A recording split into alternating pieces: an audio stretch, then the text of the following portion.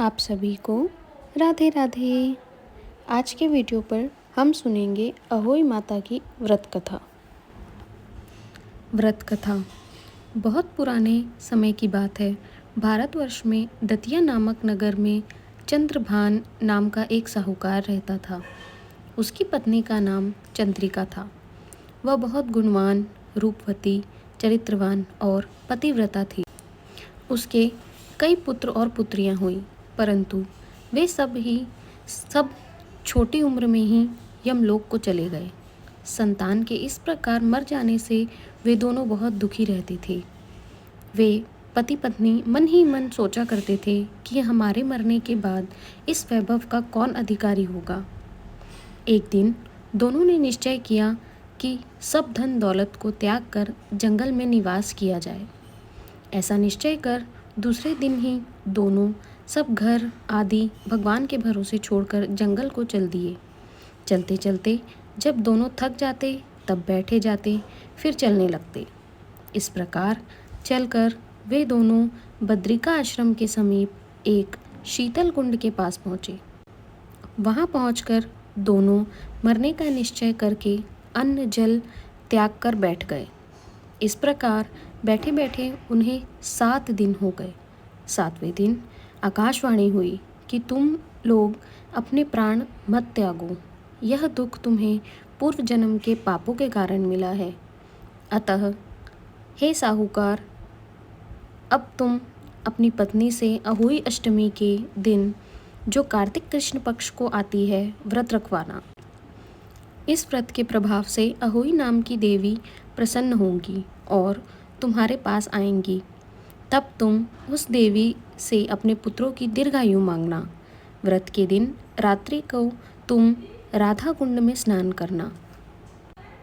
कार्तिक कृष्ण पक्ष की अष्टमी आने पर चंद्रिका ने बड़ी ही श्रद्धा से अहोई देवी का व्रत धारण किया और रात्रि को साहूकार राधा कुंड में स्नान करने गया।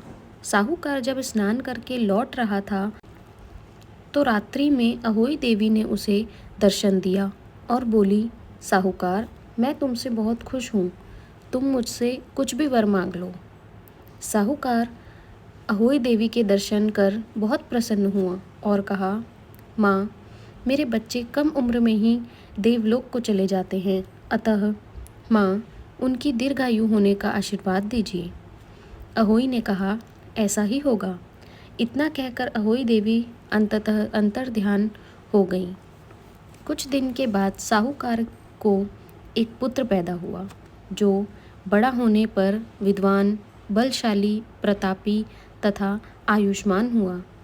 यदि किसी स्त्री के बेटा हुआ हो या बेटे का विवाह हुआ हो तो अहोई व्रत के उज्जवल का उत्सव ज़रूर मनाएं। एक थाली में 7 जगह 4-4 पूड़ी और थोड़ा थोड़ा सीरा रखें। इसके अलावा एक साड़ी और एक ब्लाउज़ 1 रुपये के साथ थाली पर रखकर और थाली के चारों ओर हाथ फेरकर अपनी सासू जी के पाँव छूकर उन्हें दे दें। सासू जी साड़ी और ब्लाउज़ अपने पास रख लें। सीरा पूड़ी का बयाना बांट देवें। यदि लड़की कहीं अन्य जगह हो तो उसके लिए वायना वहीं भेज देना चाहिए। जैसे अहोई माता ने चंद्रभान नाम एक साहूकार और उसकी पत्नी के बच्चों की रक्षा की, इसी प्रकार अहोई माता सबके बच्चों की रक्षा करे, उन्हें दीर्घायु प्रदान करे। बोलो जय अहोई मैया की।